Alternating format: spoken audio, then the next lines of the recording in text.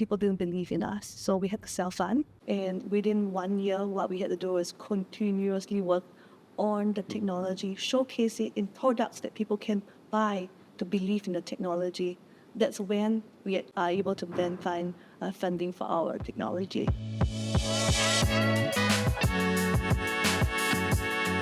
Welcome to another episode of the Building Series, where we talk to business leaders about their motivations and challenges in building and scaling their businesses.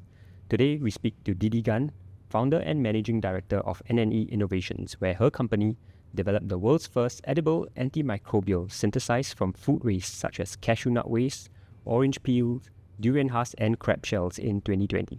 Recently, NNE Innovations also was one of the 3 winners at the Sustainability category at the Emerging Enterprise Awards 2023.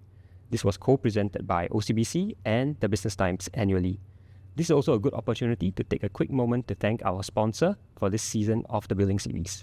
As Asia's best SME bank, OCBC has been supporting SMEs across the region and along their business milestones, getting them ready since day one, keeping their businesses steady with award-winning solutions and helping them grow and realize their ambitions.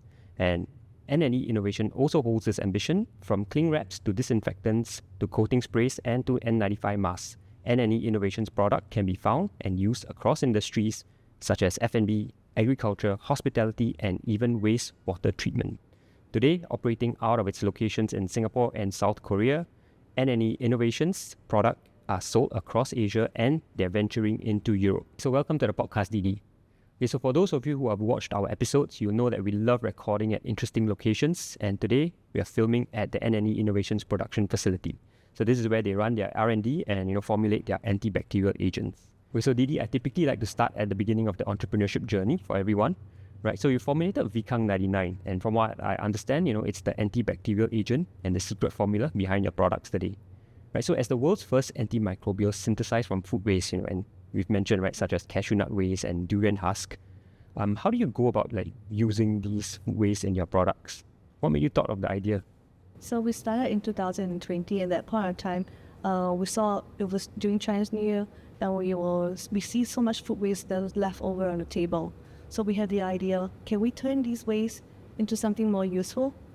And that's when my best friend, who has more than 10 years of experience in upcycling of food waste, we decided, let's turn them into natural, edible hand sanitizers. She has really bad eczema. My daughter also has really bad eczema, and they couldn't use anything that's alcohol-based. And that's how the entire idea started. Okay, so over good food, possibly crab shells as well, during Chinese New Year. Right, so you founded NNE Innovations during the pandemic, right? The demand for disinfectant was probably at its highest, during the pandemic, right? But it wasn't necessarily a great time to start or venture into a new business, right? So great time for antibacterial agents, not a great time maybe to start a business. So how confident were you at that point, when you wanted to go into NNE Innovation? How confident were you in making it a success, and what kept you up at night? I think for us, it was a difficult decision. But we know that if we want to make the world a more sustainable place, by using food waste, we have to always make a start. Whether it's pandemic or not, if the idea is a great idea, let's embark on it. And it wasn't easy at the start. People didn't believe in us, so we had to self-fund. And within 1 year, what we had to do is continuously work on the technology, showcase it in products that people can buy to believe in the technology. That's when we are able to then find funding for our technology later on, after we successfully roll out natural disinfectants that are alcohol-free in the market that has self-sanitizing effect up to 7 days. Very nice. Okay, so how difficult was it to convince customers that your product had these properties, which were probably more sustainable or better in some ways than the traditional products already in the market? Besides, I'm just assuming you were a new startup, right? You had that going against you.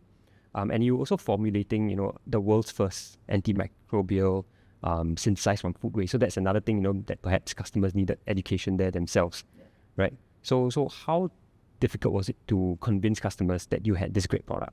I think to really showcase the technology, what we have done is we have done third-party certifications around the world, all the way from Singapore to China to Korea to even US and in China, we managed to even get the Beijing Analytical Lab to do COVID testings on whether how great our products can inactivate bacteria and viruses, even COVID-19. Okay. And with that third-party certifications, I think people believe in the product. Okay. And that's why, when we were walking through your office earlier, I saw the mask as well. So I'm assuming that if that mask is proven to prevent COVID, that's great. So, you mentioned a few of these regions as well. So your products are now gaining international recognition, across Asia. And you also mentioned you're venturing to Europe now, right? So in your journey to expand NNE innovation globally, or at least in Asia and Europe, what were some of the biggest challenges that you face entering the different countries? Because it's a new product, it's very difficult for us to get into other countries, especially Europe, without having third-party regulatory. We thought we could just enter using Singapore regulatory approvals, but then we realized that the biggest hurdle is getting not only third-party certifications, but also third-party Local regulatory bodies to approve. Okay. Because different countries probably have different local requirements as well. And I guess, I also want to mention that, if you hear some strange noises, we are filming in a production facility. So now and again, you probably hear some production equipment going off, right? Okay, so besides going to different countries, you also going to different industries, So when I read the website at least, and we were speaking earlier, you guys are in, water treatment management, agriculture, aviation. And you also mentioned you wanted to go into the medical hospital segment, right? So how challenging was it breaking into different industries then? I think definitely breaking into different industries is very, very, very, very difficult. Initially, what we wanted to showcase is because Vicon is a medical grade antimicrobial that can kill 99.9% of antibacterial and viruses as compared to ethanol-based or chemical-based products. So we thought we could enter the medical industry, but we realized that that wasn't the best fit for our products. Hence, we decided to start with more different stuff, such as coating materials for aircrafts. And now we also realized that our antimicrobial could help accelerate biodegradation. So we've embedded them into one-time use plastics to help plastics to biodegrade faster. Oh, okay, so multiple use cases. Yes. Did you already know that when you first synthesized the product, or was that another use case that came up afterwards? So I think definitely over time, we find different use case for our antimicrobial, and we chance upon the biodegradation of plastics. Nice. I'm just a noob when it comes to these things, so I'm just asking any question that comes to mind, right? Okay, so are there any other interesting, innovative new products that we can look forward to from NNE Innovations? Yeah, I would like to show you one. Cool. So this is our... I was seeing this thing back there, I was just wondering what it was. Actually, it's our biodegradable orange cling wrap. Nice.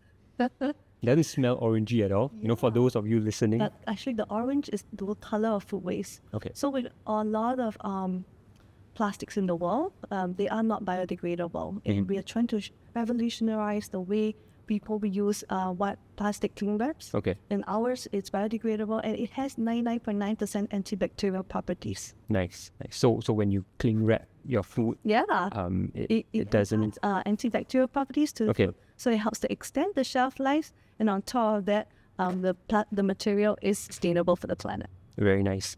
I'm just wondering now that you mentioned it, how different is it from the traditional or the normal cling wraps that we use? When we cover food, is there any concerns that I should be having that I don't already have? No, of course not. So actually, I can show you. The color is actually embedded into the colors from the food waste. So actually, when we use it per roll, you can see it's actually totally clear, and it feels like a cling wrap. Just like a cling wrap. It's also stretchy like a cling wrap, and it's as sticky as like a cling wrap. Okay. So the functionality of it is just like a cling wrap, but on top of that, in the plastics industry, bottles are the easiest to recycle. Okay. So you could we put them in the recycle bin, but one-time use plastics such as cling wraps are the hardest to recycle. Once it's in contact with food, we aren't able to recycle them. So it either goes into landfills or it's incinerated. So what we have engineered here, it helps to not only reduce the carbon footprints of these plastics, but it also helps to enhance the properties of giving it antibacterial, and it's better for the planet. Okay, very nice. Another thing that came to mind, like you say, it's better than the product that we're currently using, maybe some of us, right? I'm also wondering, like in our mission to be successfully sustainable, Yeah. like do we have to pay a little bit more for it? Like would this be costing a little bit more than the traditional products or similar price It will level? be actually on just a 5% increase. So would you pay 5% for your food to have it extra 1 to 5 days extension in your fridge? I think you would. I like the way you framed it. It's not only about being sustainable, Yeah. but there's a use That's right, case as yes. well. You prolong the shelf life of a food, right? And are you willing to pay 5% more for that rather than just to be sustainable? Agreed.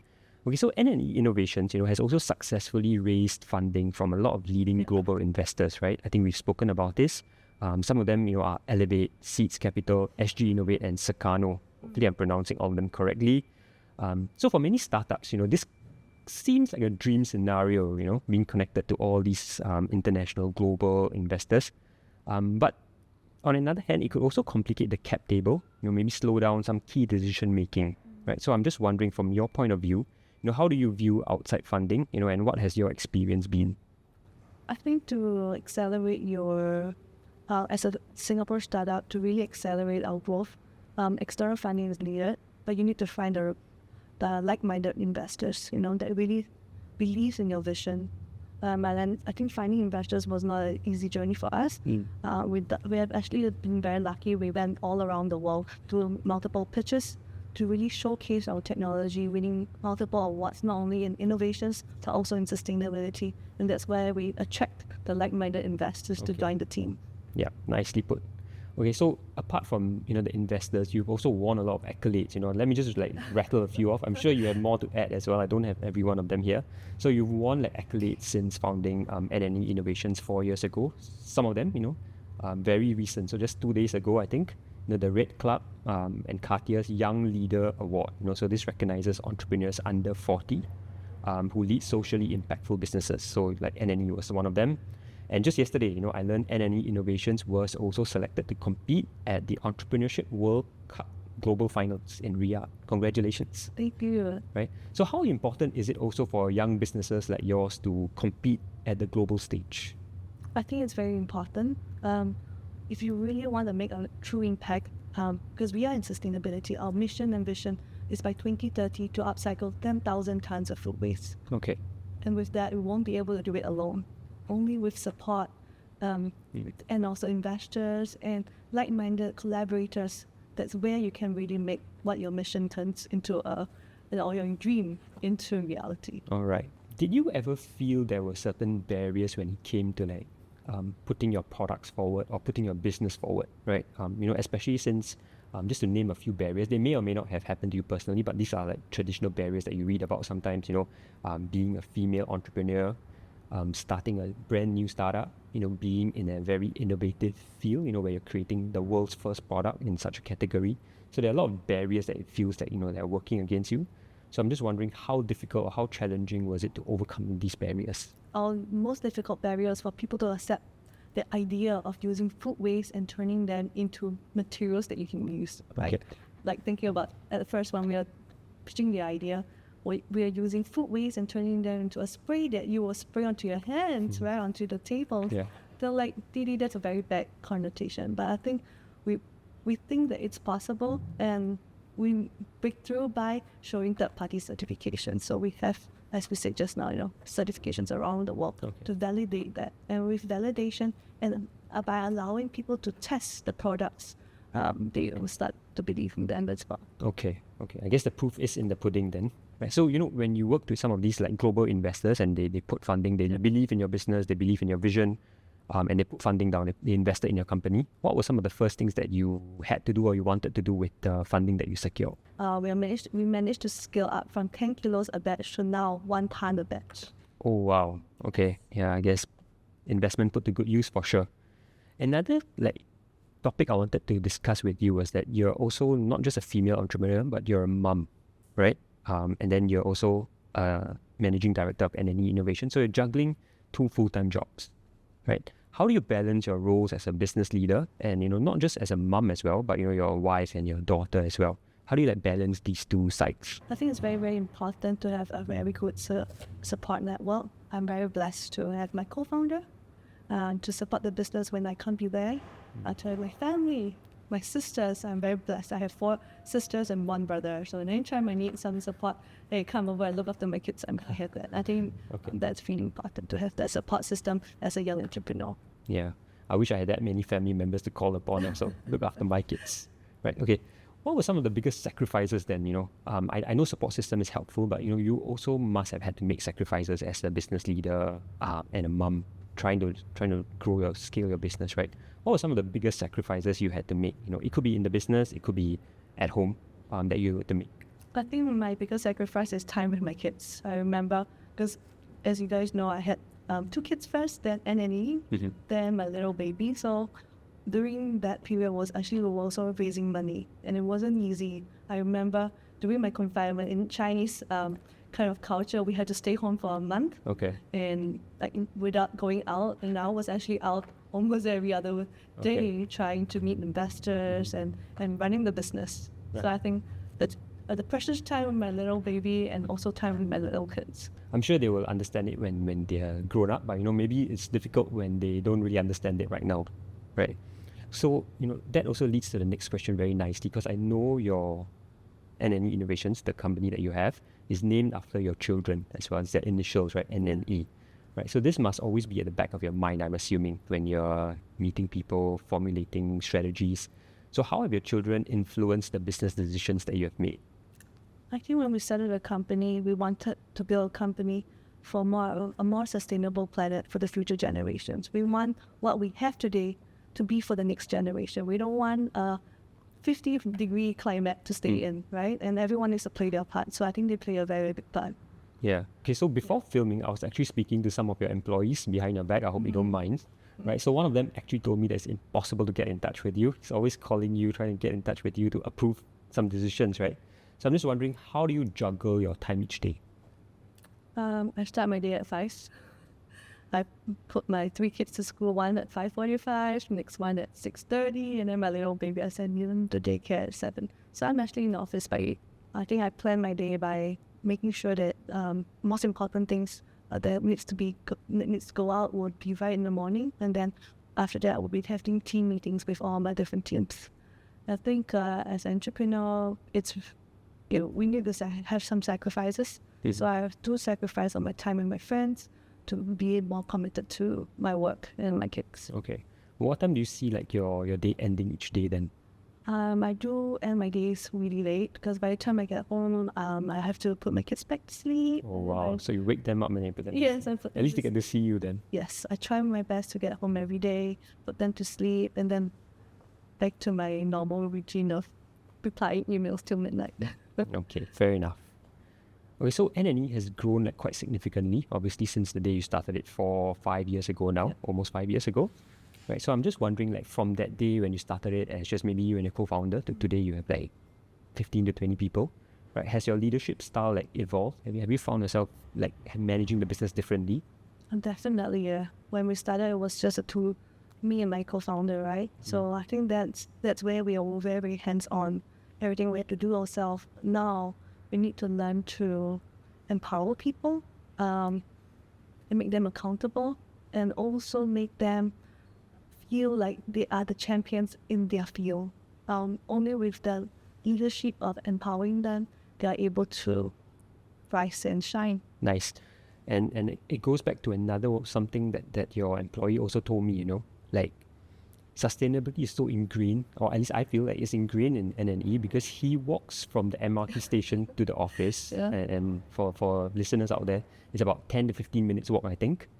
And he does this because he knows that it impacts NNE's sustainability metrics that you guys keep. So what we do is we not only, for sustainability, it comes with every little things that we can do as an individual. So as a company, we actually get really good sustainability scores year on year. We get 80% for our Rise 2 scores, and that's how we got also won the APEC Corporate Sustainability Award in 2022.